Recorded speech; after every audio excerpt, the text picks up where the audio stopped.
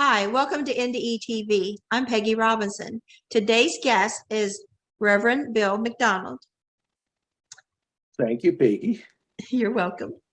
And I'm going to just let him take the floor. And I know he's an experienced speaker and he's not shy about telling his story. So I don't think I have to move him along too well to get started. Well, you know, that's dangerous when you're dealing with an Irishman, especially a fat old bearded one, because we can tell stories all day. I have no shame and I don't get tired, so I just keep rolling. But for those that don't know me, and I'm sure there's a couple people out there in the world that's probably true, and some people that know me that maybe not want to know me, but I write books. I do motivational talks all around the world, Germany, Bolivia, Vietnam, England, Wales, I mean, all over, and the United States. And I've been retired 21 years. And what's interesting is I was working for the government. This is going to sound funny, but I'm working harder now on my own than I ever worked for the government.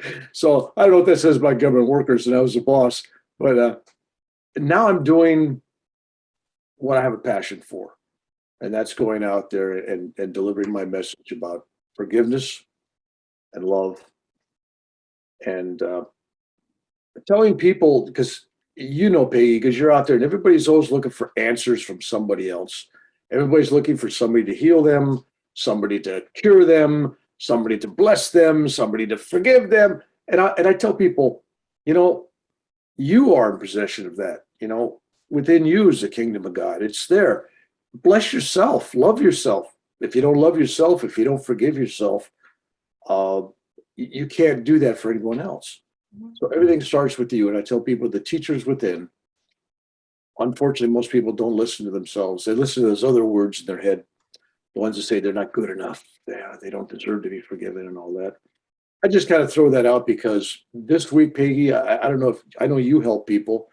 I'm working with people and I've never seen so much anxiety, fear, depression, darkness, mental, spiritual illness in the last month that I've seen in my whole 50 some years of helping people. It's we're on a crazy scale that I've never seen before. And I really feel for people because once they get afraid and there's a fear out there. And I don't Our care. security's shaken. Oh, it's all kinds of stuff. And consequently, people are fighting each other and everything else. And so as we were talking beforehand, I'm really a better on the long-term love. You know, people will eventually work it out. It's our destiny.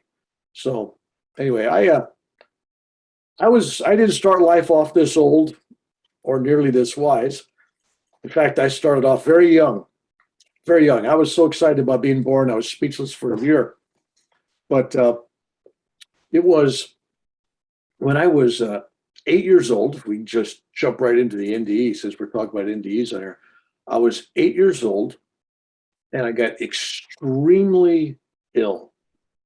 And my stepfather and my mother were not very attentive or clued into anything outside of their own little welfare. Did you grow up in an abusive environment? Oh, what kind of environment? Abusive?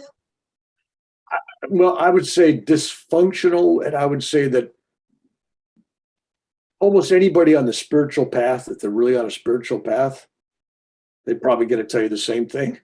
It's like those spirits that come into this life, they get kind of, slapped around and dumped on their head, and you go, oh, why? Because coming into a family that's dysfunctional, and that's probably almost everybody, but I mean, a real bad abusive family, is you learn certain values, not necessarily because they're paraded in front of you and demonstrated. It's almost the opposite. It's like, wow, when I grow up, I want to treat my children like this. I want to be compassionate. I want to be loving. I want to be more attentive. I want to be more loving and forgiving. So my childhood taught me a lot, and I have no animosity. I have no anger or anything towards my parents. They didn't go to college to learn to be parents. They didn't have parenting 101 in college. And so they did the best they could with their limited resources. And so I've always kind of been very forgiving. That's just the nature of me. But at 8 years old, I first off, I got the mumps. And I don't know how people, what they know about medicine, but mumps is one of those things like the flu or something, which breaks down your system and makes you susceptible to other things. You get weakened. So the mumps led to untreated mumps, led to getting double pneumonia, which led to kidney disease, Bright's disease, and I was in stage 4, whatever the worst is you could be on the kidneys, and the lungs were just about full, and I couldn't breathe. And all this was happening, and nobody was taking me to a doctor. The school nurse saw me in the classroom looking, really in pain and everything, and I was in the 3rd grade. She sent me home. Said, "Don't come back to school till you're well," because she knew something was wrong. Fix yourself. Yeah, it's like, it's like I get home, okay, go lay in bed. So anyways, I'm in bed and I'm basically dying. Finally, a few days go by and my aunt comes over and my mother's sister, and she comes over and she sees me, just looks at me and she says, "Oh my God, take this kid to the doctor." I looked like a POW. I was all, lost weight and everything. And so finally get to the doctor. Doc takes one look at me, says, "Take him immediately to the hospital." I get to the hospital, they strap me into a gurney, and that began a 1-year journey. Think about this. 1 year in the hospital. Dang. Total bed rest. Couldn't get up to take a shower, couldn't get up to use bathrooms, couldn't get up to walk around. And most of the time, I was by myself. Once in a while, there was one or two people, but most of the time, I was by myself. They'd wake you up at 6 o'clock in the morning. They'd turn off the lights at 9 o'clock at night. You'd see the nurses when they brought food or medicine, and there was nobody to talk to all day long. It was all business-like. And I went through all these procedures and everything. So that was my year, which sounds terrible, but we'll talk about that because it really was a blessing in many ways. I got away from my family for a year. I had a lot of time to think, meditate, pray. And so the first night that I'm away, now picture this, 8-year-old kid, I'm on a gurney strapped down, and nobody tell me what's going on. And I hear them talking to my parents in the background. Well, you might have brought him in too late. You might want to, make plans because we don't think he's going to make it 2 or 3 days. So that's what I'm hearing in the background, which is really a great confidence builder. Is getting ready to roll into a strange hospital. For a 8-year-old. Yeah. So, and these are the days where I was infectious. So they rolled me out of the hospital, across the parking lot to a wooden building they had, from the 1940s or something, or the 30s. This was San Jose County Hospital, but this was their old wing where they had isolation patients. I didn't know anything about that stuff back then. All I know was I'm being isolated like you're being punished, right?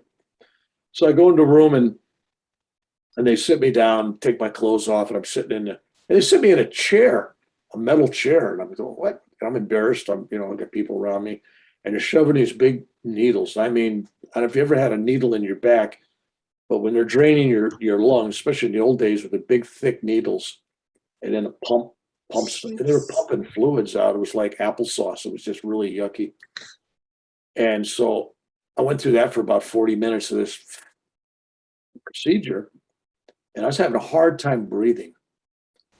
As you can imagine, with pleurisy, your lungs are filled up. It's like you're drowning, and the kidneys are failing, and all the other things.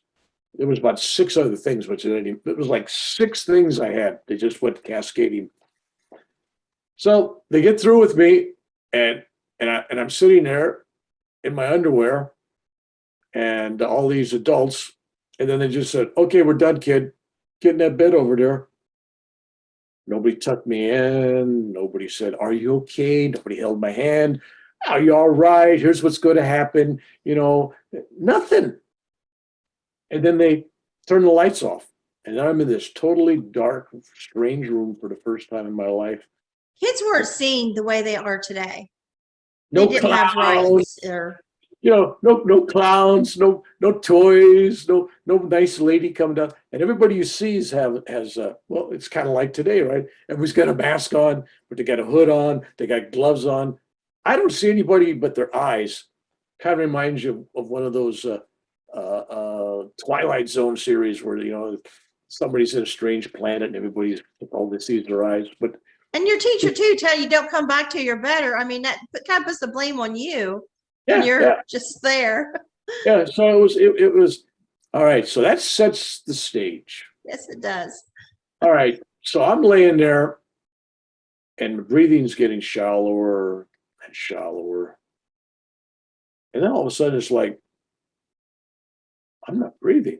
You realize, hey, I stopped breathing someplace, right? There's no breath, right? And then I'm feeling light. And I mean that both ways. Light like in light, and light like light, no weight. So it was really weird. And so I felt like I was kind of floating above my bed. And I kind of looked down in the darkness, but it's starting to get a little light. So I'd see my body down there. And I'm going, well, that's the body, but that's not me. Here I am, over the body. I mean, there's a real sense of detachment, but it wasn't like I didn't feel any ownership for that body down there. In fact, I felt sorry for the body. I go, poor kid, but it's just a body.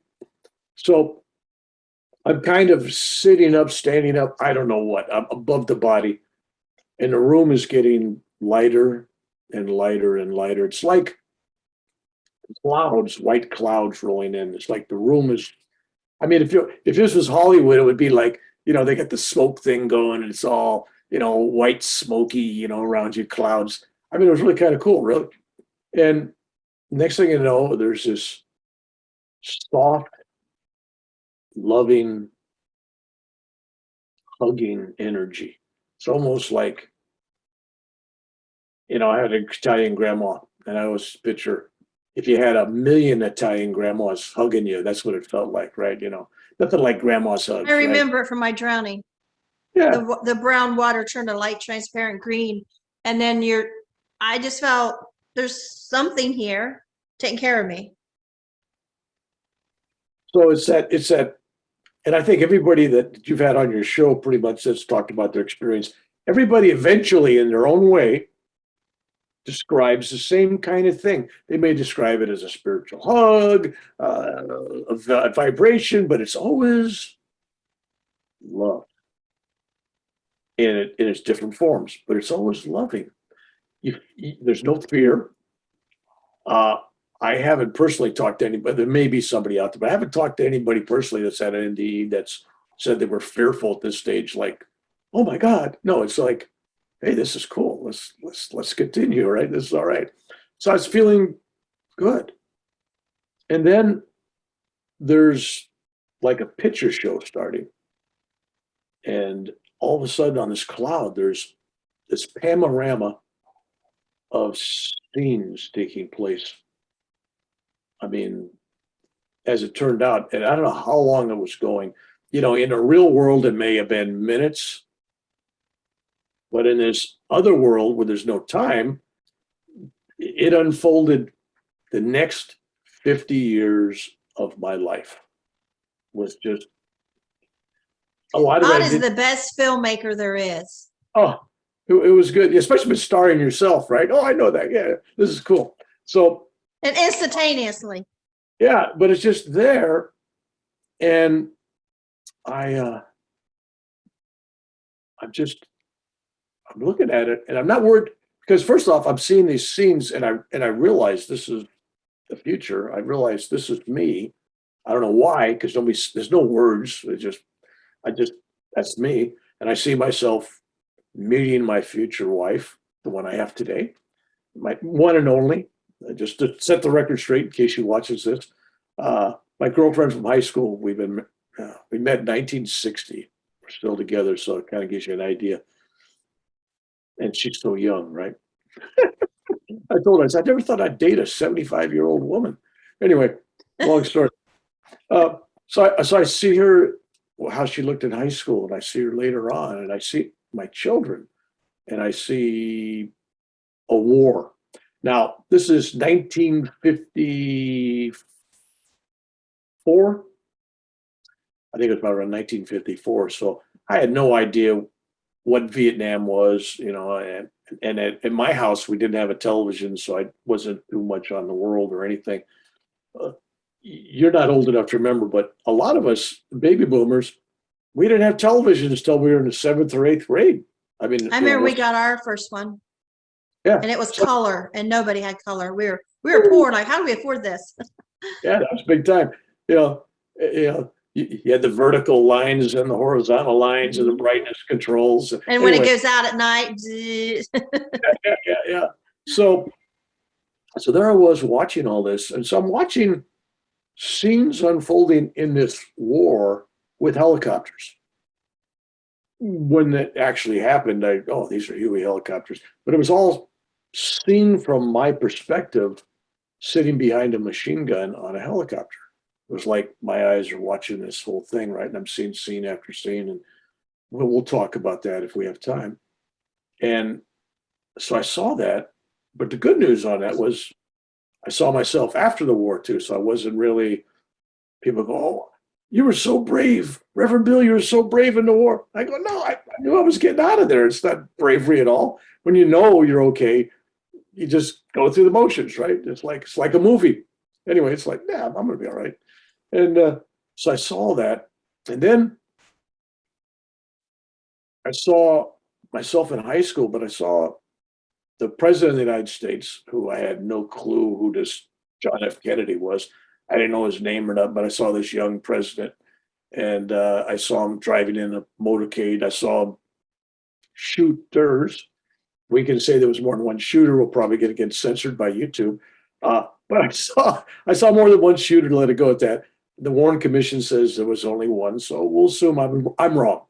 All right, but in my vision, I saw this assassination take place, and I saw the sadness and everything. And I mean, I saw the whole thing, and then I saw the houses I was going to buy, the jobs I was going to have.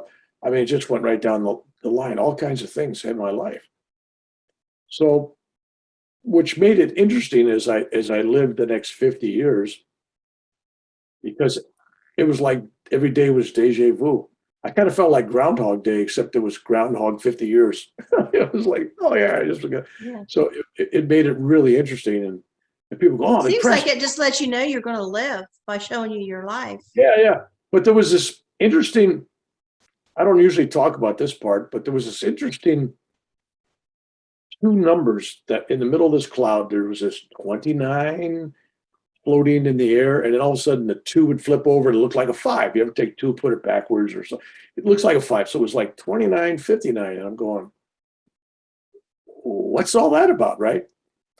We'll connect that. But later on, it has some meanings. At the time, I thought, well, maybe I'm going to die at 29. Maybe I'm going to die at 59, because this vision only went up 8.5, and the vision went to about 58.5. It's like 50 years. I'm going, 59. Am I going to make 59? It's like there's nothing in this vision past 58.5, right? So that was a tantalizing thing that kind of stuck with me for decades, of course, till things transpired.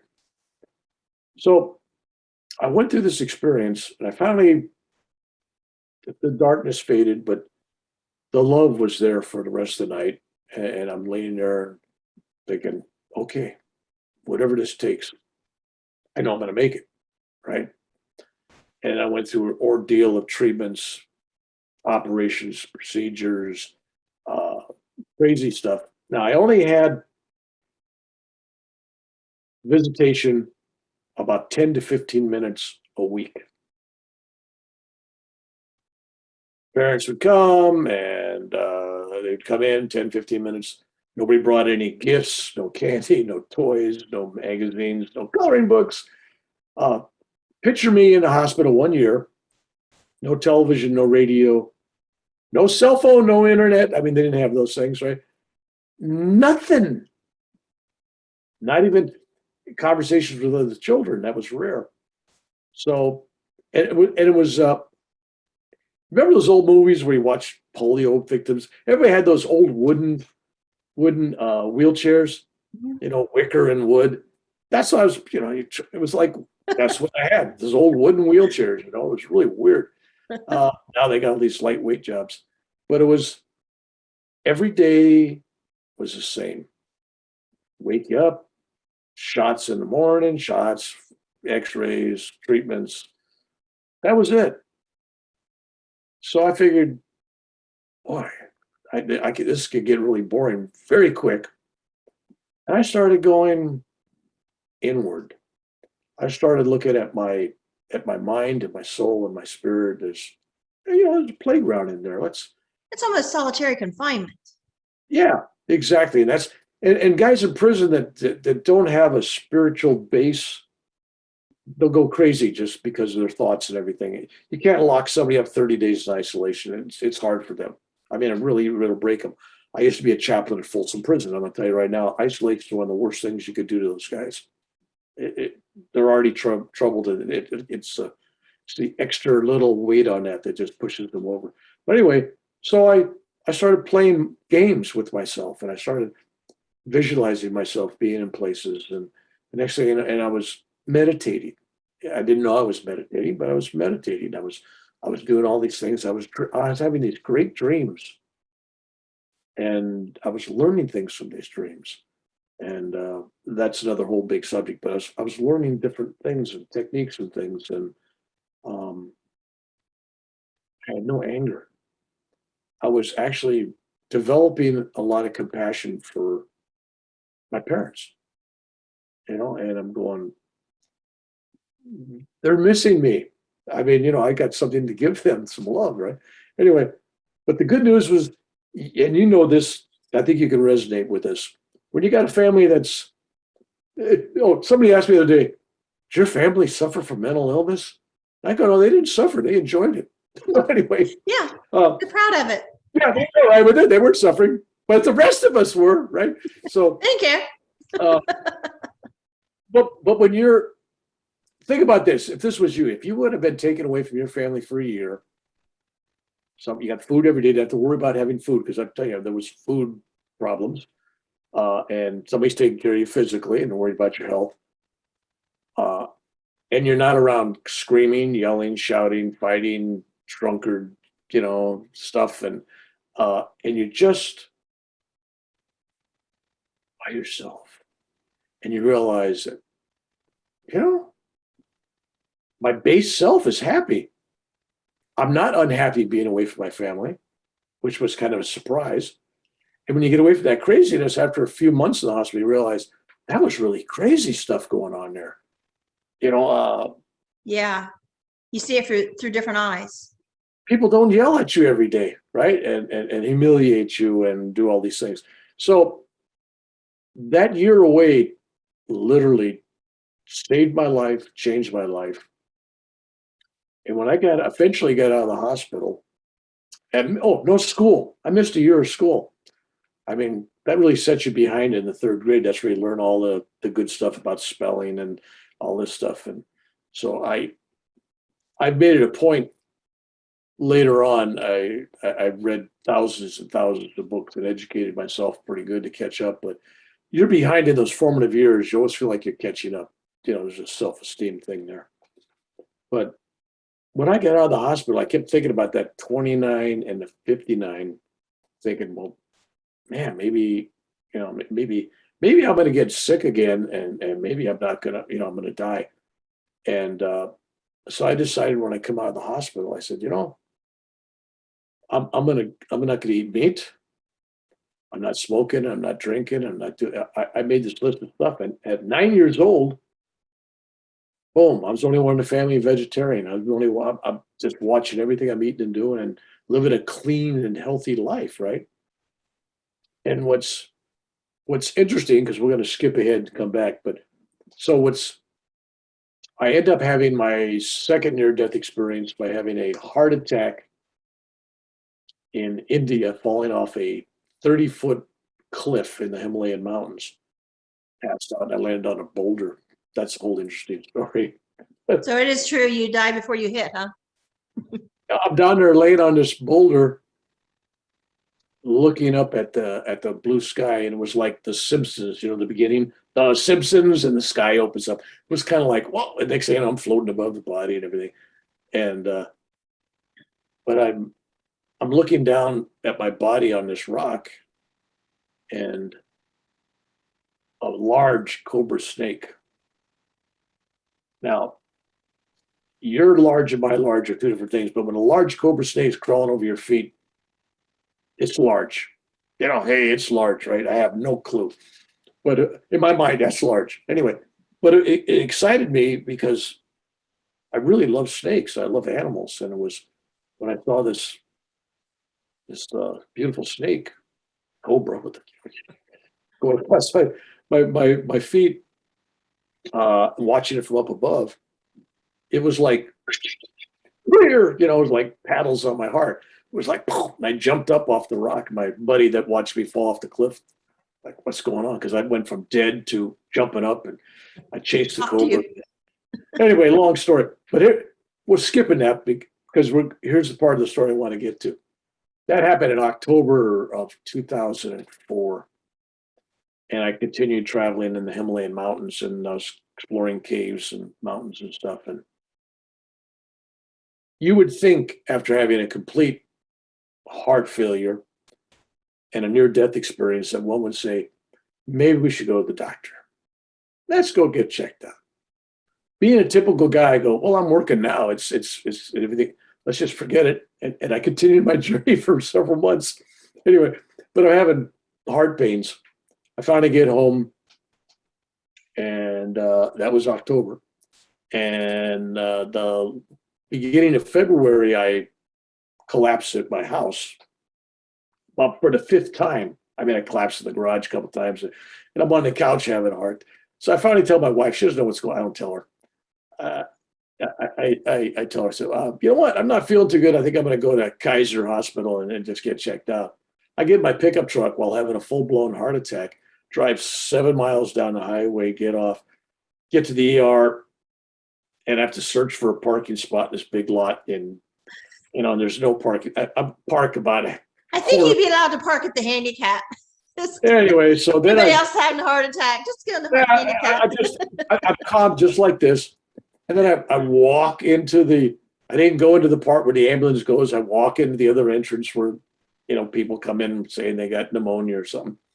And I stand in a line. There's about 18 people in front of me. And I'm, you know, I'm having a real blown heart attack. It's like somebody's grinding into my heart.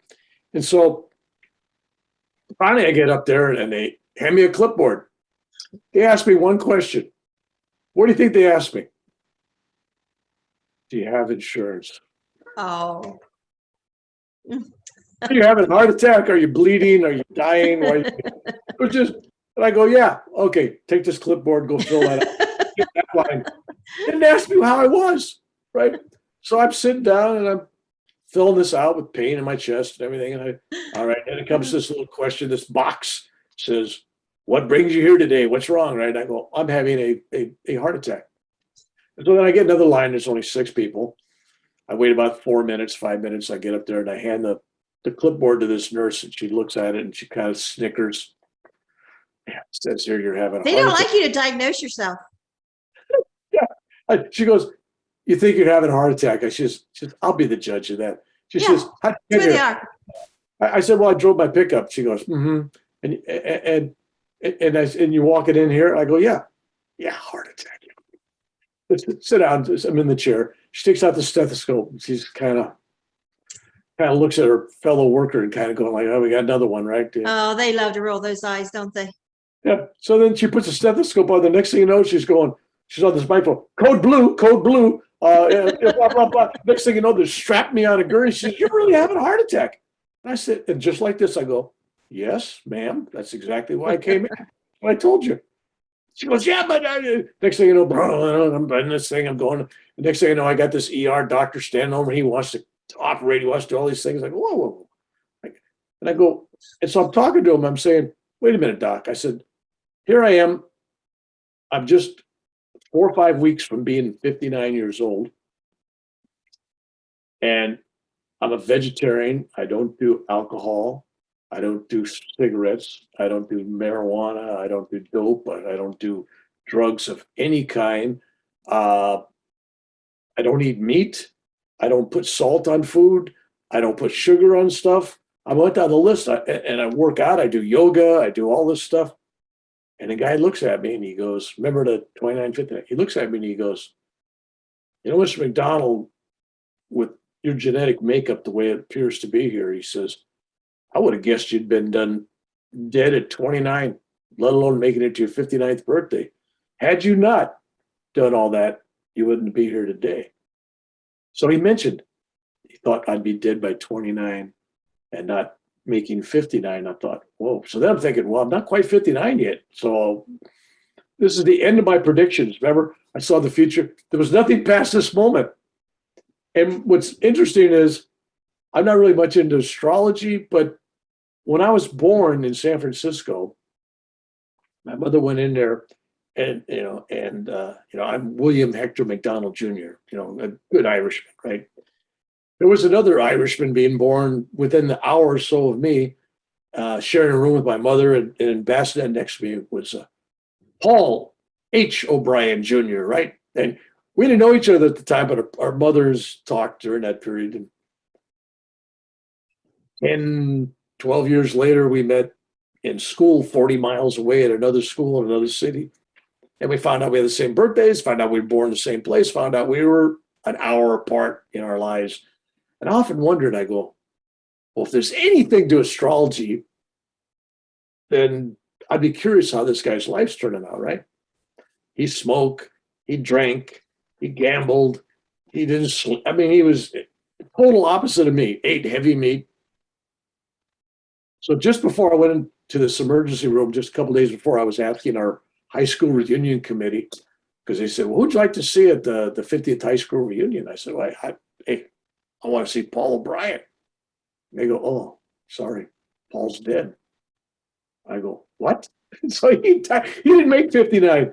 So I thought, so here I am when he tells me that, and now I'm going to have a surgical procedure done and on my heart, and I'm going, wow, okay. So that's the only time my confidence was kind of like, well, this is interesting because now I'm in new territory.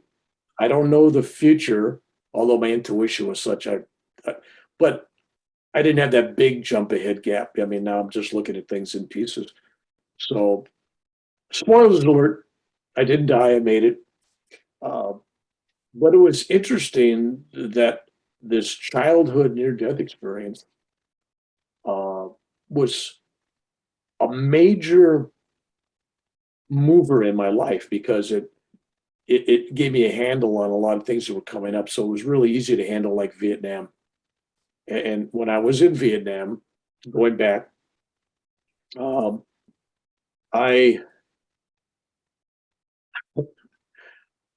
would tell people, that helicopter, don't take it out. It's going to crash. It's going to burn. Everybody's going to get killed. That one's going to get shot down. That guy's going to get killed. You can't go around doing that, especially when you turn out to be right, because you spook everybody and then they investigate you, and it's crazy world. But it really kept me safe. What I found out was I can take care of me, my destiny. But you know what? Others' destinies is not in your hands. It's theirs. So even though you warn somebody, it's not enough. So Vietnam was one of those turning points in my life where literally life and death things and some things happened. But again, that influenced the rest of my life because I came out of there with an understanding of what my fellow veterans went through.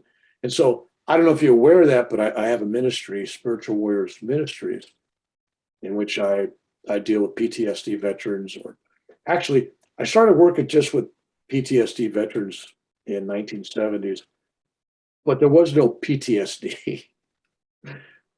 A very overworked, overused term, but it was crazy veterans or whatever they wanted to call them, combat fatigue. I mean, they had 1,000 different names.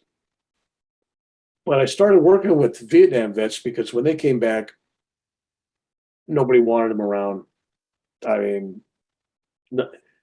we were pariahs. So the Vietnam vet was very sensitive, and we had to help ourselves. And so I started this thing, and then when the Vietnamese boat people, when the country collapsed and all these boat people left, a bunch of them came to California. I organized an effort in San Jose to help provide food, clothing, jobs, support for the families, all this kind of stuff of these refugees coming over. So Vietnam kind of gave me focus on these various issues. So today I've realized that I can't just help the veteran. It's like going into a family of alcoholics, and if the husband's an alcoholic, it's affected his wife and his children and the grandchildren, and everybody knows them. So working it just to help the alcoholic or the drug addict or whatever, that's only half the job, because it's almost like a virus. They've infected other people with their mental illness or their problem. So if you really want to help a veteran, you have to help the whole veteran family. I found that just helping the perpetrator, not good enough. You got to get them all in there because they've all been damaged. And then I realized when I was doing a program for the VA in Kalamazoo, Michigan, I wrote a program called The Art of Healing, where I had people writing books and poetry and writing music and doing all these wonderful things. And when they were doing these things outside of themselves, it actually was a way for them to grasp what they went through. And you know yourself that when you write a book, self-reflective book, part of that process, whether if it's real, unreal, if it's fictional, non-fictional, if it's poetry, doesn't matter. You're taking the emotions of all your experiences and you put it into this thing, and you put it on a screen or you put it on a book, and you're taking it out of your heart and soul and you're putting it out there and it's separating you from you. Found that it was very therapeutical. People were having great improvements. They were coming to grips with it. They could focus on it because we could talk about it like a third person. Well, here's your book. We can talk about it. So I started encouraging veterans to start writing. And I created the world's largest military genre of authors, the Military Writers Society of America. And veterans initially were coming in there and they could write, gave a place to, but now they got books out and everything. And then I realized, let's don't just keep it for veterans. There's family of veterans, and let them come in. And then there's people that want to write about veterans or they're patriots. Let them come in. And they don't have to write about military stuff. They can write about whatever they want to write about. And so it's kind of gone from strictly veterans, strictly war issues, to mystery novels, romance, all this kind of stuff. I wanted the creativity to come out. And then I found that when I was helping groups, and I started working with prisoners at Folsom Prison, and I'm helping them. Then I realized, the guards need help too. Like, we always worry about the guy in prison, like he needs a pen pal. Well, that's great. They do need it. But the prisoners, it's a real downer job. I mean, it really gets to them. I mean, they got humanity. There's no love and friendship. In fact, they're not allowed to be friends with prisoners. They're not allowed to be any kind of relationship. So then I realized, well, first responders of all kinds, they're all suffering their various degrees of PTSD. It's a big umbrella. I mean, it really is. In fact, you, Peggy, I don't know, like anyone else, just in some dysfunctional families, just being in a dysfunctional family could make you suffer the symptoms and everything of PTSD. I'm looking at it, I'm going, boy, these are same kind of symptoms. They're reacting the same way. They're having the same emotions, even though it wasn't bombs and bullets. It's words. Yeah, when I turned 18, I felt like a war veteran, someone that just getting out of a camp where they were, so mistreated, and now they're free, but you have that guilt. What about the ones left behind? And even though I didn't know the ones left behind, I got this visual of like the black negative, like you used to have with photos you would get. I could see all these kids' faces. And I was told, like, these are all the kids, you know, this will continue forever. Child abuse will continue forever. That it wasn't going to end with me. There are always going to be more kids.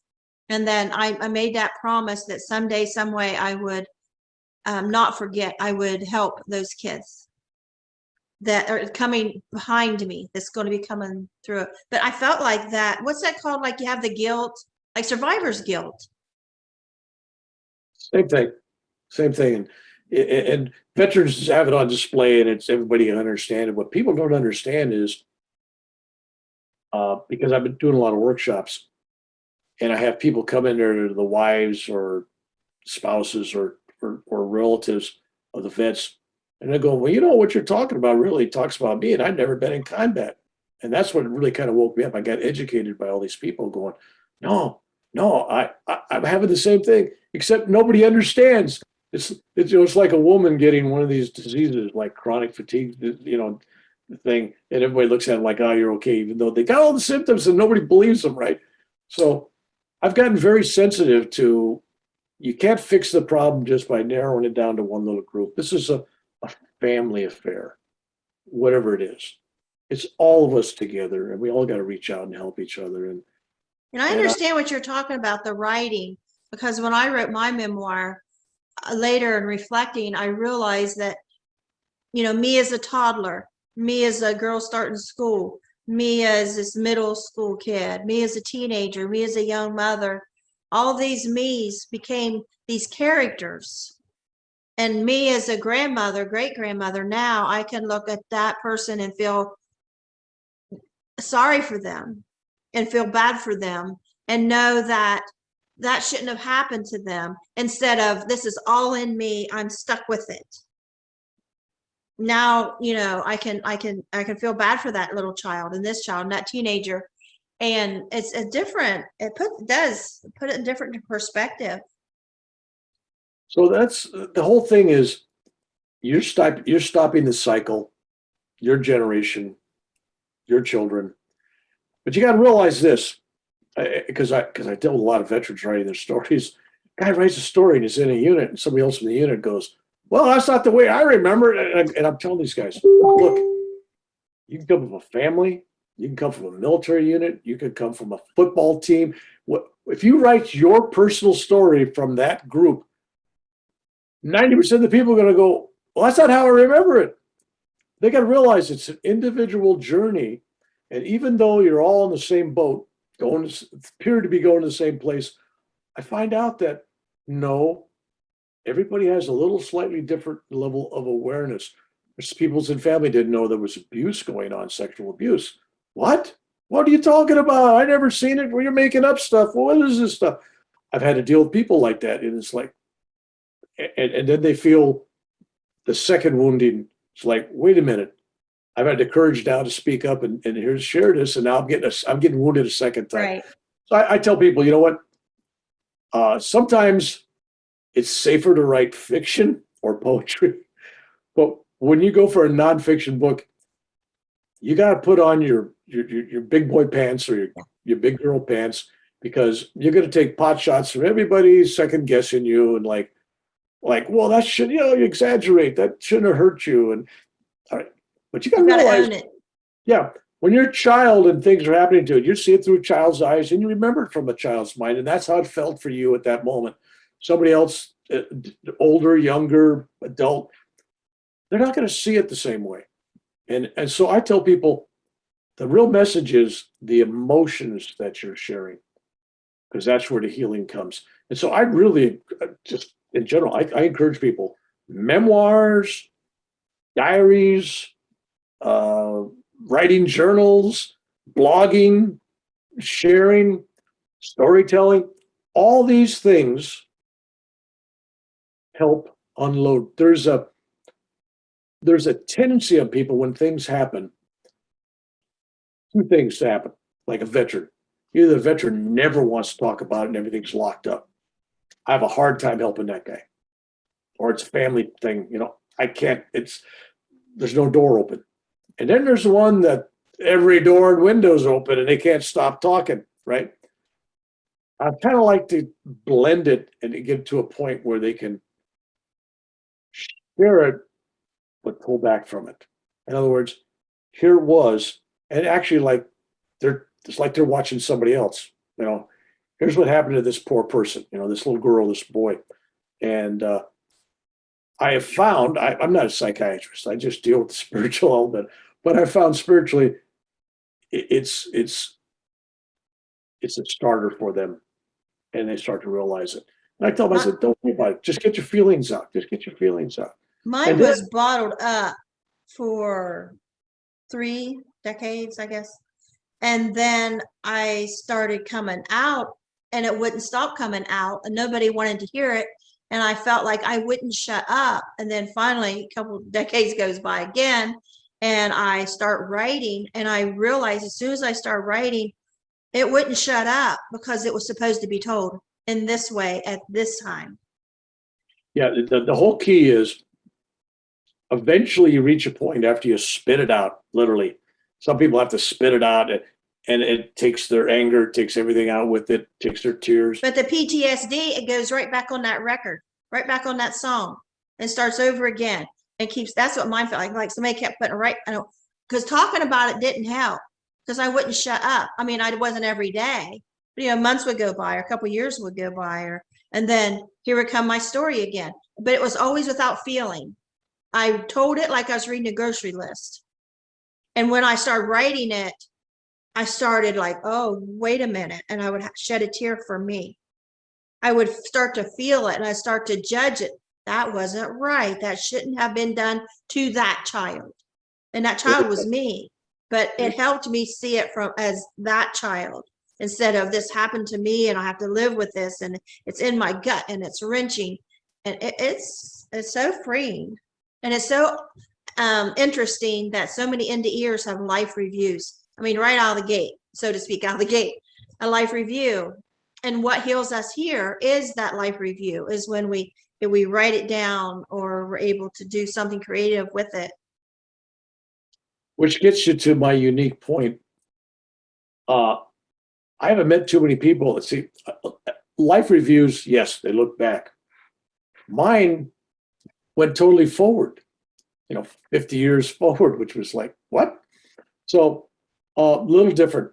But again, I'm out there working with people, and if people are watching this video and especially if they're a veteran or first responder, or if they feel a need, they can contact me on my website, www.revbillmcdonald.com, revbillmcdonald.com. And there's ways to contact me on there, and there's videos, and I have books and everything else, and YouTube videos. You can find me, Rev Bill McDonald, on my YouTube videos. I got stories and things, but you know what? When people come to me, the only story that's really important is theirs. And when I work with people, I always give people an opportunity to tell me their story one time. Then I got a rule. All right, you downloaded on me. I know the problem. You shared it. Stop owning it. Walk away from it. We don't need to go there anymore. We got to go new. We got to rewrite a new story. We have to go forward. People hold on to that story. Every one of us, we all hold on to this story. It's us. We're identified with it. And if we're scarred enough or been damaged enough, it's very difficult.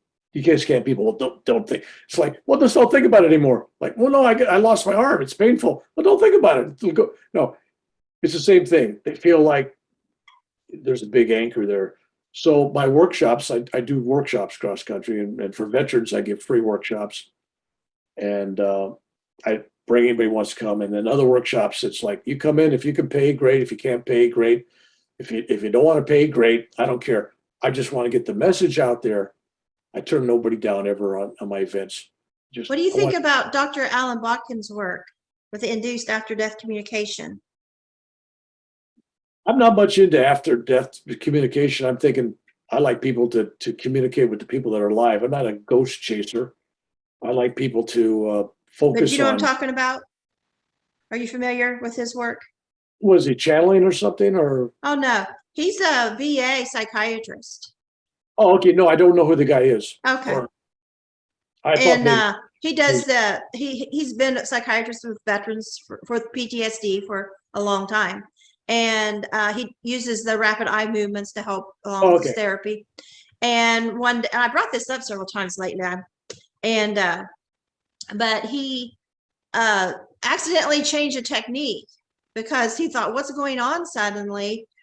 Suddenly the vets were starting to have like during their session, like a near-death experience. Suddenly they were on the other side and they saw their loved one, that they had their issue. Like this one guy, a vet saw a little girl killed right in front of him that he was real close to.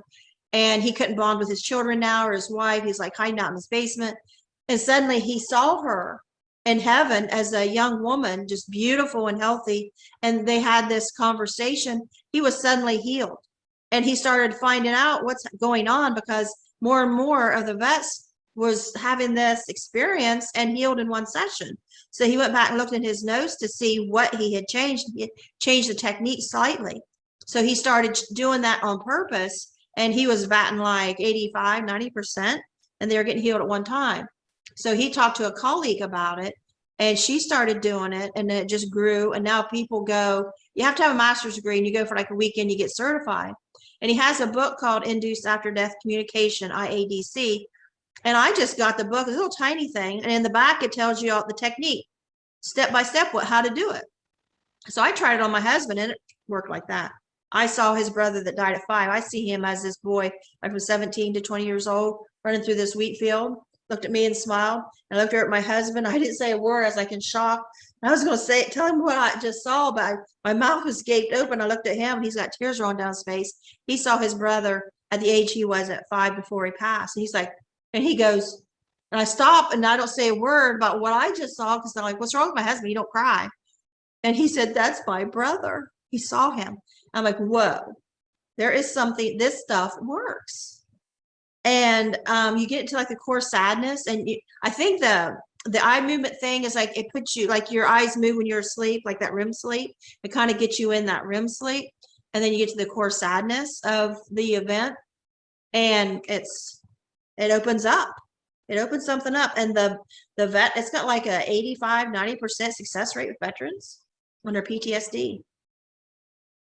And I swear by it. Not all kooky things out there, but I swear by that one. Well, that's good. Another tool in the toolbox. But I meant, see, success rates is really hard to measure because the backstepping, the slide. You have a moment and you get clarity, and then 6 months later, you could slide back into the same. It's degrees, so it's a healing trajectory. It's like taking off. You're flying, so you got to maintain that altitude because if you don't maintain an effort, you can slip back. And let's get real right now. We got people out there that are suffering from floods, hurricanes, tornadoes, fires, sexual abuse, politics, name it. We're suffering all over the place. There's 1,000 reasons out there for people to be upset right now. So I can't focus on all of them. So I focus on the veteran community, basically, and I say community, meaning anything that's in their periphery. And so if we each do a piece, do our share, we add a little energy, a little positive love, and we listen to others. And more important, we're courteous and respectful of others. We may not agree with their views at all. We may not agree with anything, but they're a human being. Just that alone, they deserve some respect. And so that's kind of the course I'm trying to go down, which is a real middle of the road path, which shouldn't be such an amazing thing nowadays. It's like, what's wrong with, I don't want to fight with anybody. It's like, come on, what do we got in common? Right. And let's work towards those ends. So I am always an optimist, always a Pollyanna, but a realistic Pollyanna, saying, okay, you're not going to let this guy beat me up, but we're going to give him love from afar, right? I always tell people, you got to love everybody, but you don't have to like them. I was telling You somebody don't the have to other have a day problem. when I would refer people to services, and I was finding out that the services just didn't seem to be helping. I got investigating it, and most of these services we were sending people to had very low success rates. And come to find out, the highest success rate was big brother, big sister. And it's that relationship, that ongoing friendship, relationship, that love, that bonding, someone that you can, talk to and keep that relationship. And because I used to be a counselor in a prison, I know I didn't help anybody. It wasn't set up to help anybody.